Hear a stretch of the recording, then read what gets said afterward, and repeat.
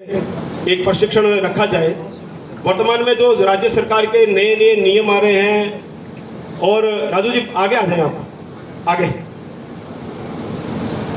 उन नियमों को गौशाला बारीकी से जाने।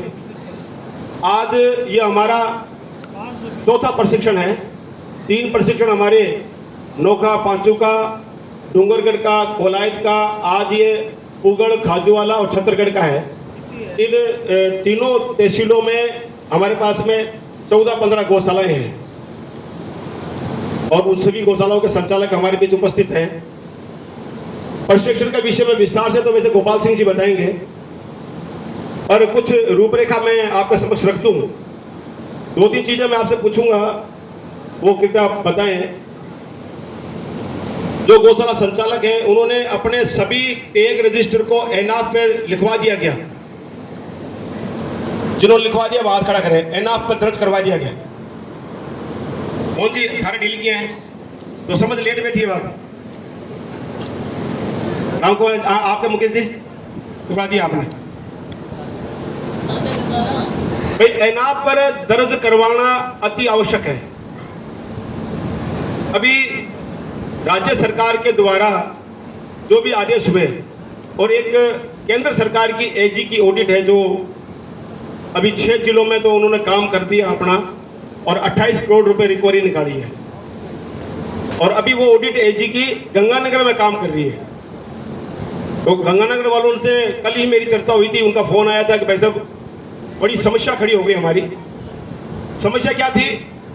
एजी की ऑडिट ने एनआफ टैग पर लगे जो गोवंश हैं अपने एनआफ पर चढ़े हुए, उस गोवंश के अनुसार ही अनुदान आपको मिले, इस पर रिपोर्ट मांगी है। 2021 से लेकर 2025 तक लगातार हमारी संगठन की बहुत मांग रही। हमने हमेशा डायरेक्टर को ये कहा, जॉइंट डायरेक्टर को भी कहा, सेक्रेटरी को भी कहा कि भाई आप एनआफ पे जो आपका टैग लिखा जाता है तो उसकी एक सत्यापित प्रतिलिपि हमारी गौशाला को उपलब्ध करवाएं। नहीं तो हमें क्या पता कि डॉक्टर ने एनआफ पर दर्ज किया या नहीं किया। यही कारण आज गंगानगर में कम से कम ऐसी 50 गौशालाएं हैं जो इसकी दिक्कत खड़ी हो गई। उनके ऑडिट कह रही है कि आपके 2021-22 में जितने एनआफ पे दर्ज टैग थे, उसी का ही आपको अनुदान मिलना चाहिए था। आपके टैग रजिस्टर में जो टैग दर्ज है उसका अनुदान आपको नहीं मिलना चाहिए था। ये जो आपको एक्स्ट्रा अनुदान मिला है, मान लीजिए एनआफ पे दर्ज आपके टैग 500 थे और गोवंश की संख्या आपके पास में 800 है, और आपके टैग रजिस्टर में 800 लोग हैं, 800 गोवंश आपके टैग रजिस्टर में है, परंतु आपने अनुदान 800 का लिया है, पर वो कह रहे हैं कि आप तो 500 ही थे आपके पास तो एनआफ पे।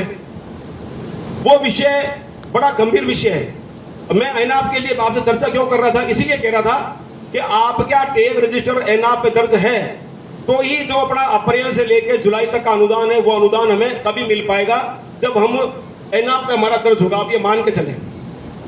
यदि एनआफ पे दर्ज नहीं है तो दर्ज करवाएं। और जॉइंट साहब आ जाएंगे अभी, सेक्रेटरी साहब से भी निवेदन किया है, और माननीय डायरेक्टर साहब ने कहा है कि हम एक ऐसा आदेश जारी कर देंगे कि डॉक्टर आपको एनआफ पर टैग दर्ज करके उसकी सत्यापित प्रतिलिपि उपलब्ध करवाएगा। तभी हमें पता लगेगा कि हमारे कितने टैग दर्ज हो गए। जैसे अब गंगानगरी गौशालाओं में भाई उसके पास में गोवंश तो 800 है, पर 500 टैग दर्ज थे, तो उनको अब वो चक्कर डाल रहे हैं कि आपको 500 का अनुदान लेना चाहिए था, आपने ज्यादा का ले लिया। और अभी जो हमारा सर्वे हुआ था, उस सर्वे में जैसलमेर की गौशाला के साथ भी ये दिक्कत आ गई। जैसलमेर के एक डॉक्टर ने सर्वे के समय क्या किया, एनआफ पे उसके पास में 1086 गोवंश दर्ज था, और उसके पास में एक्चुअल में जो गोवंश था 1235 गोवंश था उसके पास में।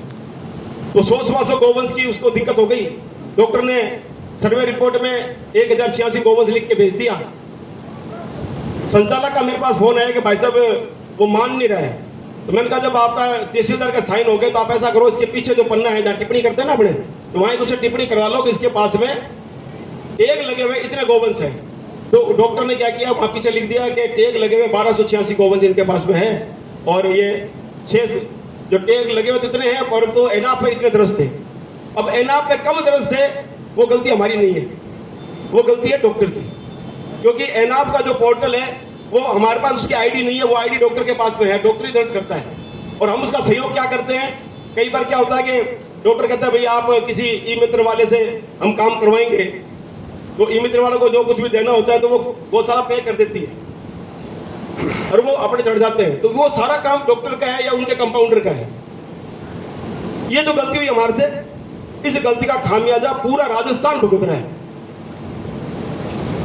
डुप्लीकेट टैग अभी आप सबको ध्यान में होगा, उसके विषय में विस्तार से वैसे गोपाल सिंह जी बताएंगे। उसके कारण ही ये एलजी की ऑडिट खड़ी हुई हमारी। और डुप्लीकेट टैग क्यों चढ़े, उसका कारण था किसी एक मुनीम से हम काम करवा रहे थे, तो उस मुनीम ने जो टैग दर्ज किया, अपना रजिस्टर अपना दर्ज किया, तो उसने ही दूसरा टैग रजिस्टर दर्ज किया। तो जब वो कॉपी पेस्ट करने लगा तो कॉपी पेस्ट में कहीं दो टैग किसी और गौशाला के अपने उसमें आ गए, तो वो अपनी गौशाला में भी थे और उसके में भी थे। इस कारण से ज्यादातर ये दिक्कत वो आई। दूसरा क्या हुआ, कॉपी पेस्ट में जब व्यक्ति एक फाइल उठा के दूसरी जगह ले जाता है, तो हो सकता है कि उनको फाइल लेनी थी मान लो 50 नंबर से, पर उसने 48 से उठा ली, तो वो टैग भी अपने आगे आ गए, इसलिए भी डुप्लीकेट टैग हो गए हमारे।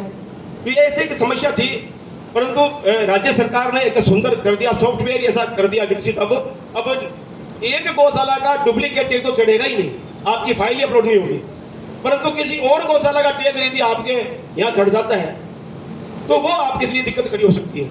और उसका चढ़ने का भी दो कारण है, या तो किसी एक ई मित्र से या एक मुनीम से हम काम करवाते हैं तो वहां से चढ़ सकता है वो, या ऐसा हो सकता है कि मान लीजिए खाजूवाड़ा में 3 गौशालाएं हैं और किसी गौशाला का गोवंश भूलवश बाहर रह गया या किसी को हमने दे दिया, उसका टैग तो वही लगा हुआ था हमारे वाला, और वो गोवंश बाजार में था और वो भूल से हमारी गौशाला में आ गया, तो टैग तो हमने भी लिख लिया और वो खाजूवाला में बोल रहे टैग, तो उसका सत्यापित कैसे हो? तो वो सत्यापित होता है एनआप पे चढ़ने के बाद।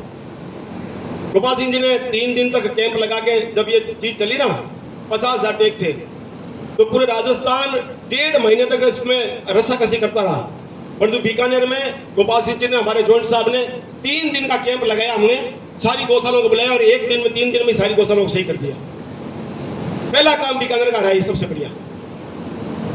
और चेक कैसे किया कि जो टैग मान लीजिए एक दंतोड़ गौशाला का टैग था और वो खाजूवाला में बोल रहा था, तो हमने दंतोड़ गौशाला का जो डॉक्टर है उसको फोन किया, भाई ये टैग आपके एनआप पे है क्या?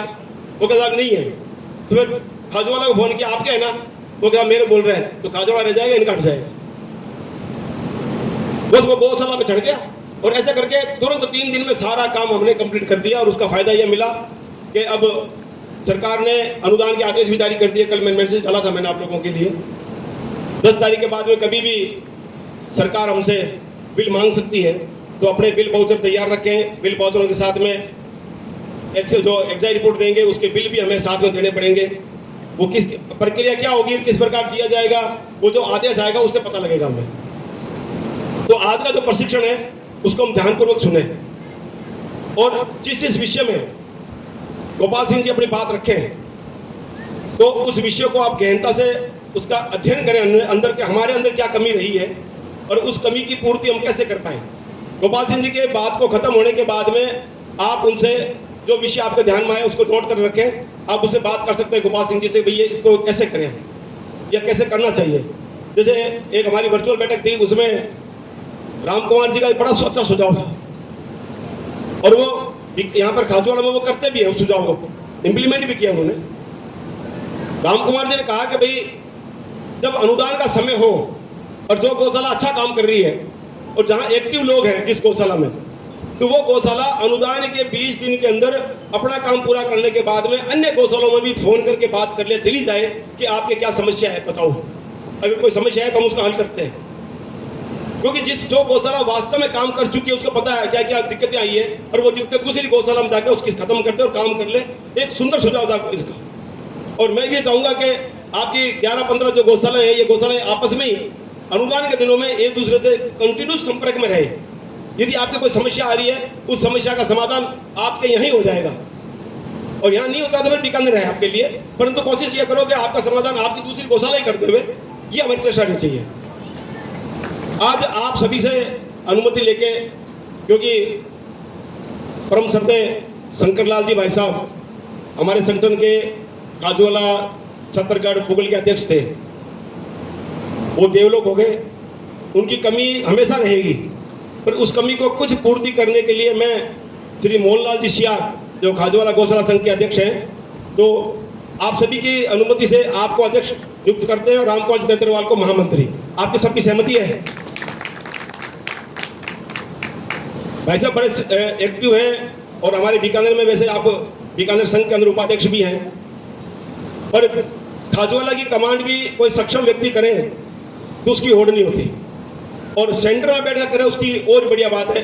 भाई मान लो छत्तीसगढ़ पुगड़ में करे वो अलग चीज़ है, पर तो खाजूवाला जो मेन स्पॉट है वहाँ पर कोई व्यक्ति रहना चाहिए। तो मैं माननीय मोहन जी भाई साहब का आज स्वागत करता हूँ कि आपने हमारा ये जो निवेदन था वो स्वीकार किया। अब मैं निवेदन करूँगा गोपाल सिंह जी से कि वो विभाग के जो वर्तमान में नियम आए हैं और हमें क्या करना चाहिए उस विषय में विस्तार से बताएं। विशेषकर गौशालाओं की कार्यकारिणी के विषय में पिछली बार एक आदेश था हमारा कार्यकारिणी को अपडेट करवाने का, वो अभी तक पेंडिंग चल रहा है। और हमने राज्य सरकार से बात की थी तो निदेशक ने ये कहा था कि अगले 2 महीने बाद में अगला अनुदान आएगा, तब तक आप अपनी कार्यकारिणी पूरा कर लें। उस बात को 3 महीने हो चुके, अभी तक हम लोगों ने कुछ भी नहीं किया उस विषय में। तो सत्यापित प्रतिलिपि कार्यकारिणी की देनी है, जिनकी नहीं तैयार है वो तैयार करवाएं, और जिनके तैयार है वो विभाग को उपलब्ध करवाएं। श्री गोपाल सिंह जी।